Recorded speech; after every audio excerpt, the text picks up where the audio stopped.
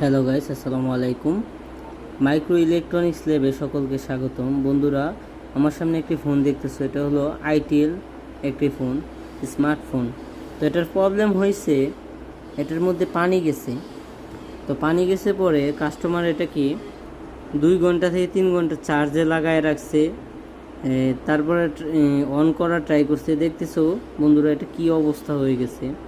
এখানে যে কম্পোনেন্টগুলো আছে এগুলো একবারে জং ধরে গেছে। মোটামুটি এটার মাঝে ভালো একটা প্রবলেম তৈরি হয়ে গেছে, শর্ট হয়ে গেছে।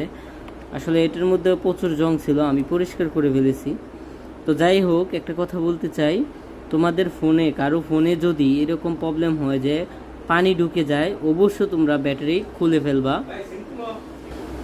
ব্যাটারি খুলে ফেলবা। আর যে ব্যাটারি খুলতে না পারো, তাহলে তোমাদের কাছাকাছি যে সার্ভিসিং সেন্টার আছে ওইখানে সার্ভিসিং করিয়ে ফেলবা। না হয়